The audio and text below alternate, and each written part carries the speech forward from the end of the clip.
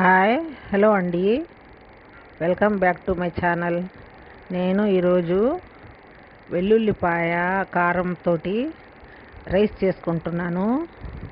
అంటే కొద్దిగా నోరు బాగలేనప్పుడు ఈ రైస్ చేసుకొని తింటే చాలా రుచిగా టేస్ట్గా ఉంటుందండి. అందుకని ఇది చేద్దామని చెప్పి ఈరోజు చేస్తున్నాను, వీడియో తీస్తున్నాను. నేను ఇప్పుడు ముందుగా ఒక ప్లేట్లోకి కొంచెం వెల్లుల్లిపాయ కచ్చా పచ్చిగా దంచి పెట్టుకున్నానండి. ఒక వెల్లుల్లిపాయ ఒక గడ్డ, తర్వాత ఒక పచ్చిమిర్చి కట్ చేసి పెట్టుకున్నాను. కొంచెం కారం, ఒక టేబుల్ స్పూన్ కారం తీసి పెట్టుకున్నాను. ఒక సగం టేబుల్ స్పూను ఉప్పు, సాల్ట్. తర్వాత అన్నం పొడిగా చల్లారడానికి ఒక ప్లేట్లో అన్నం తీసి పెట్టాను. ఒక చిన్న ఆనియన్ కట్ చేసి పెట్టుకున్నాను. అవన్నీ రెడీ, జీలకర్ర కొంచెం అవన్నీ రెడీ చేసి పెట్టుకున్న తర్వాత స్టవ్ వెలిగించి ఒక కడాయి పెట్టాను. కడాయిలో 2 టేబుల్ స్పూన్ ఆయిల్ వేసాను. ఆయిల్ హీట్ ఎక్కిన తర్వాత కొంచెం ఆవాలు, సగం స్పూన్ ఆవాలు, సగం స్పూన్ జీలకర్ర వేసాను. వెల్లుల్లి, పచ్చిమిర్చి కట్ చేసి వేసాను. అవి వేగిన తర్వాత ఆనియన్ కూడా వేసుకున్నాను. ఇంకా ఆనియన్ వేగాలి కదా, ఆనియన్ వేగుతున్నాయండి. ఆనియన్ వేగడానికి టైం పట్టుద్ది.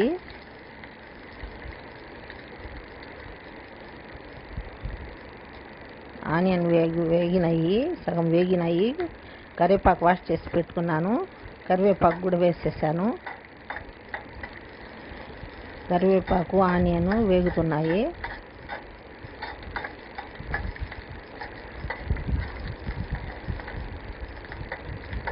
కరివేపాకు, ఆనియన్ ఫ్రై అవుతున్నాయండి, కలుపుతూ ఉన్నాను.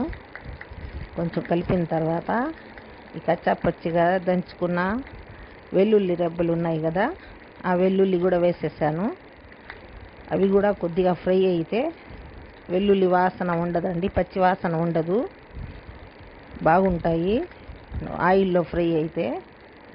అది వేసి ఒకసారి కలుపుకున్నాను. తర్వాత అన్నం వేసేసానండి.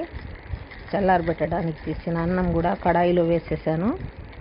కడాయిలో వేసి కొద్దిగా మొత్తం కలుపుకున్నాను. కరివేపాకు, వెల్లుల్లి, ఆయిల్, మొత్తం ఆనియన్ అంతా మొత్తం కలుపుకొని ఉప్పు, కారం 2 వేసేసానండి. 2 వేసేసి ఒకసారి మొత్తం చిన్నగా కలుపుకున్నాను. అన్నం మొత్తం కలిసేటట్టుగా కలుపుకుంటున్నాను. కారము, ఉప్పు మొత్తం కలవాలి కదా, మొత్తం కలుపుకుంటా ఉన్నాను. స్టవ్ మీద పెట్టి, సిమ్ మీద పెట్టి, ఇంకా మొత్తం కలిసిపోయిందండి. మొత్తం బాగా కలిసిపోయింది, బాగుంది. ఇప్పుడు కలర్ఫుల్గా వచ్చి రైసు. ఇంకా స్టవ్ ఆఫ్ చేసేసి కడాయి కిందికి ఇంకా దించేసానండి. దించి ఇంకా అన్నం మొత్తము ఒక ప్లేట్లో తీసుకోవాలని చెప్పి ప్లేట్ తీసుకొచ్చి ప్లేట్లో తీసానండి. అన్నం మొత్తం ప్లేట్లో తీసుకున్నాను. ప్లేట్లో తీసుకున్నాను అన్నం మొత్తము. తీసుకొని సగం నిమ్మకాయ కోసి పెట్టుకొని నిమ్మకాయ పిండుకున్నానండి.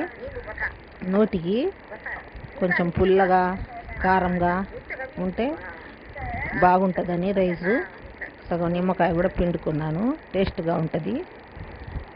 సగం నిమ్మకాయ పిండుకుంటే బాగా టేస్ట్గా ఉంటుందని ఇంకా స్పూన్ తోటి మొత్తం మళ్ళీ అన్నం మొత్తం కలిపేసాను. స్పూన్ తోటి మొత్తం అన్నం కలుపుకొని టేస్ట్ చూస్తే చాలా రుచిగా ఉందండి. నా వీడియో మీకు నచ్చితే ప్లీజ్ లైక్ చేయండి, షేర్ చేయండి, సబ్స్క్రైబ్ చేసుకోండి.